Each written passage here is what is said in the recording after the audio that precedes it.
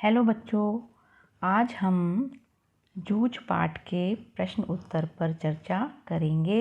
इससे पहले वीडियो में हमने इसका सारांश पढ़ा था। अब हम इसके प्रश्न उत्तर देखेंगे। इस पाठ के लेखक जैसे कि आप जानते हैं प्रसिद्ध मराठी साहित्यकार आनंद यादव जी हैं। तो आइए देखते हैं प्रश्न उत्तर। पहले हम अभ्यास प्रश्नों पर चर्चा करेंगे।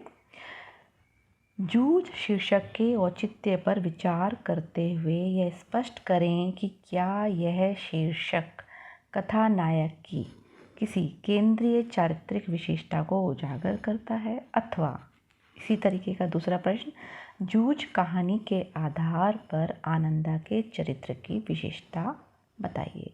जूझ शीर्षक वो बिल्कुल नायक के चरित्र को स्पष्ट करता है, क्योंकि नायक आनंदा पढ़ाई के प्रति बहुत लगनशील था, इसलिए उसने पढ़ाई के लिए संघर्ष किया, जूझा वो।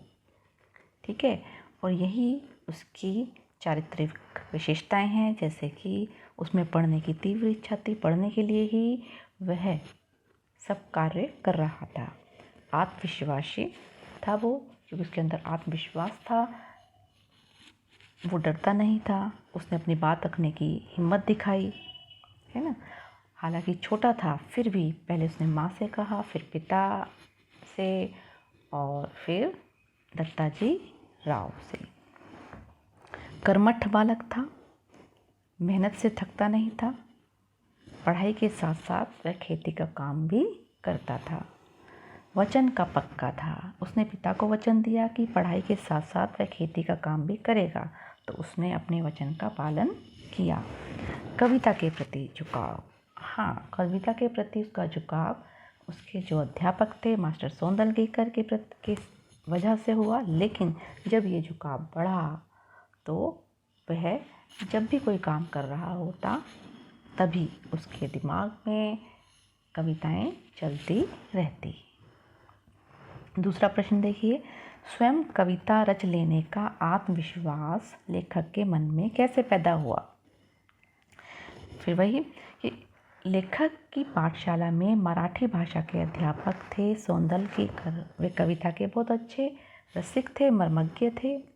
वे कक्षा में सस्वर कविता पाठ करते तथा लय, छंद, गति, यति, आरोह अवरोह आदि का ध्यान रखते। लेखक उनको देखकर बहुत प्रभावित हुआ। पहले उसको जो कवि थे दूसरे लोग के जीव लगते थे, लेकिन जब से उसने मास्टर सोंदलगेकर को देखा तब उसको लगने लगा जो कवि होते हैं वे भी और इंसानों की तरह ही होते हैं। एक बार उसने देखा कि उसके अध्यापक ने अपने घर में लगी हुई मधुमालती की बेल पर एक कविता रची है। तब उसको लगा कि आसपास की चीज़ों को देख करके भी कविता रची जा सकती है।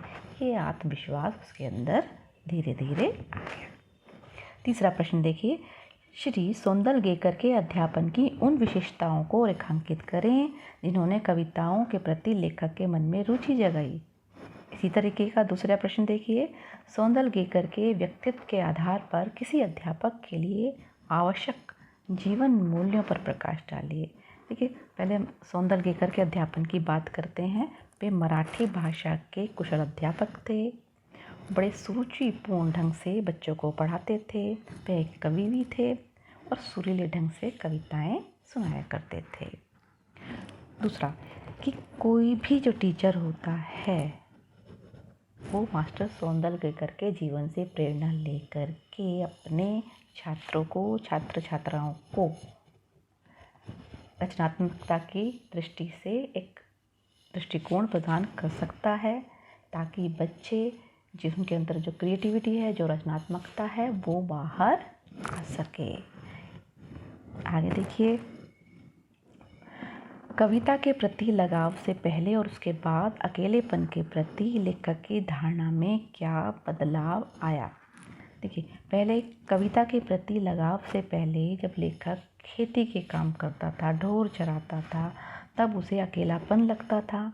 लेकिन जब उसे कविता के प्रति लगाव पैदा हुआ तब उसे अकेला रहना अच्छा लगने लगा।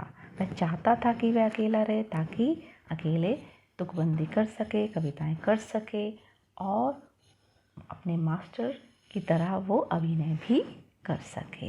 इस प्रकार वो अकेलेपन का आनंद उठाने लगा। आगे देखिए, आपके ख्याल से पढ़ाई लिखाई के संबंध में लेखक और दत्ताजी राव का रवैया सही था या लेखक के पिता का तर्क सहित उत्तर दीजिए। मेरे ख्याल से पढ़ाई लिखाई के संबंध में लेखक और दत्ताजी राव का रवैया बिल्कुल सही था, क्योंकि किसी भी बच्चे का अधिकार है कि वो पढ़ाई करे और किसी दूसरे को यह हक नहीं है कि वह उसकी पढ़ाई पर प्रतिबंध लगाए। जो दत्ताजी राव थे वो एक अच्छे व्यक्ति थे। वो जानते थे कि एक बालक के लिए क्या आवश्यक है, जबकि उसके पिता उनको पढ़ाई लिखाई के प्रति कोई जागरूकता नहीं थी, इसलिए वो अपने बेटे को स्कूल जाने से रोकते थे। इसलिए हमें जो रवैया है लेखक और दत्ताजी राव का सही लगता है पढ़ाई लिखाई के प्रति, और उसके पिता का सही नहीं लगता। आगे देखें, दत्ताजी राव से पिता पर दबाव डलवाने के लिए लेखक और उसकी माँ को एक झूठ का सहारा लेना पड़ा। यदि झूठ का सहारा ना लेना पड़ता तो आगे का घटनाक्रम क्या होता? अब अनुमान लगा सकते हैं। भाई, अगर वो झूठ का सहारा ना लेते तो शायद जो लेखक है वो पढ़ाई नहीं कर पाते और वो शायद एक बहुत बड़े लेखक भी नहीं बन पाते ना। और दिन रात वो खेती के काम में लगे रहते, ढोर चराते, तो शायद उनका जीवन जो अब है वो नहीं होता। आगे देखें, जूझ के लेखक के मन में यह विश्वास कब और कैसे जन्मा कि वह भी कविता की रचना कर सकता है? अथवा ये इसी तरह एक समान प्रश्न है, जूझ कहानी के लेखक में कविता रचना के प्रति रुचि कैसे उत्पन्न हुई? जूझ के लेखक के कवि बनने की कहानी का वर्णन कीजिए। देखिए, कब हुआ ये विश्वास? जब उसको मराठी पढ़ाने वाले अध्यापक सौंदलगेकर की कला व कविता सुनाने की शैली, जिससे वह बहुत प्रभावित हुआ।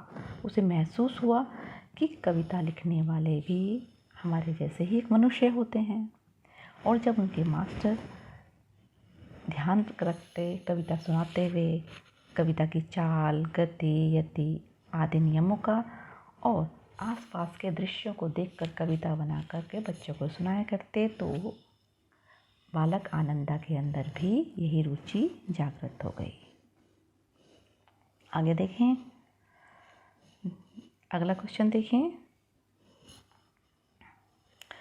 कुछ अन्य प्रश्न हैं, ये अभ्यास प्रश्नों में से नहीं है, लेकिन कुछ दूसरे प्रश्न हैं। जूझ कहानी का उद्देश्य क्या है? अथवा विषम परिस्थितियों में भी विकास संभव है। जूझ कहानी के आधार पर स्पष्ट कीजिए। देखिए, जूझ कहानी का उद्देश्य यही है कि बच्चों को लेखक के जीवन से प्रेरणा मिले कि एक सही काम के लिए किस प्रकार संघर्ष किया जाता है।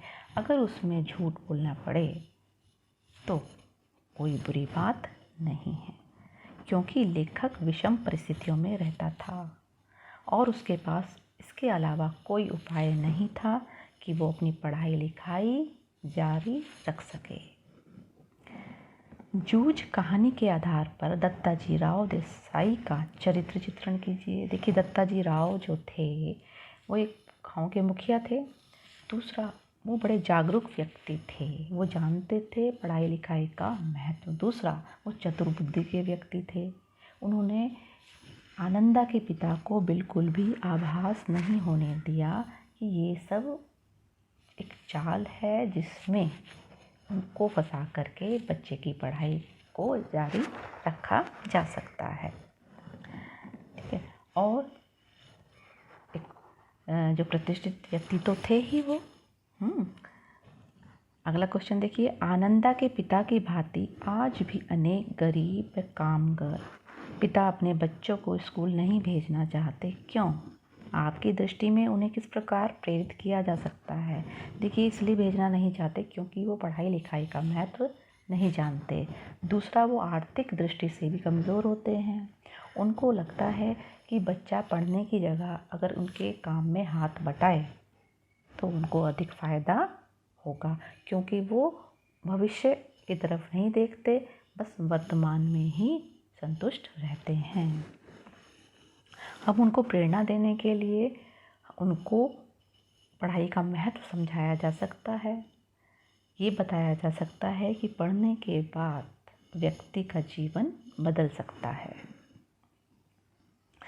अगला देखिए क्वेश्चन, सकारात्मक रचनात्मकता से आत्मविश्वास को दृढ़ता मिलती है, जूझ कहानी के आधार पर समझाइए। देखिए बिल्कुल, रचनात्मकता अगर सकारात्मक होगी यानी कि उससे कुछ क्रिएट होगा, उससे कुछ बनेगा और मन को खुशी मिलेगी, खुद को तो मिलेगी ही, दूसरों को भी मिलेगी। जैसे कविता है, कविता में व्यक्ति जब कविता लिखता है तो जो खुशी उसको मिलती है पढ़ने के बाद बाकी पाठकों को भी मिलती है। अब लेखक का जीवन देखिए, जैसे ही उसके अंदर ये आत्मविश्वास आया कि वो कविता रच सकता है, उसके आत्मविश्वास में बढ़ोतरी हो गई। अगला प्रश्न, जूझ कहानी के आधार पर बताइए कि एक प्रभावशाली शिक्षक किस तरह अपने विद्यार्थी का भविष्य संवार सकता है।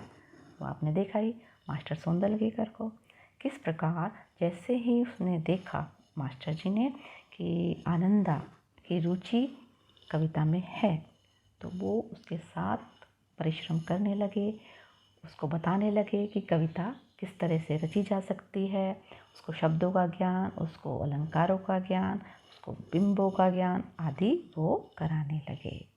उसके लिए वो रात दिन की भी परवाह नहीं करते थे। तो इस प्रकार एक प्रभावशाली शिक्षक अपने विद्यार्थी का जीवन बदल सकता है। जूझ पाठ के आधार पर बताइए कि कौन किससे कहाँ जूझ रहा है तथा अपनी जूझ में कौन सफल होता है। जूझ में देखिए उसकी माँ भी जूझ रही थी, आनंदा जूझ रहा है, आनंदा की माँ जूझ रही है, पिता भी जूझ रहा है, दत्ताजी राव भी जूझ रहे हैं, क्योंकि वो गांव के मुखिया हैं, उनका कर्तव्य है कि वो गांव के विकास के लिए कार्य करें। उसमें सफल कौन हो रहा है? आनंदा सफल हो गया, उसकी माँ सफल हो गई। हाँ, पिता सफल नहीं हुआ, हालांकि वो कोशिश कर रहा है, लेकिन थोड़ा सफल हुआ। कहाँ पर? कि जब वो ये चाहता था कि आनंदा खेती में का काम करता रहे और आनंदा खेती का काम करता रहा, तो पिता का यहाँ तक सफल हो गया। और दत्ताजी राव भी सफल हुए, क्योंकि उनके गांव का एक बालक जो पढ़ना चाहता था वो पढ़ पाया। मास्टर सोंदलगेकर वो भी सफल हुए, क्यों? उनका एक विद्यार्थी का जीवन संवर गया और एक विद्यार्थी के अंदर रचनात्मकता प्रवेश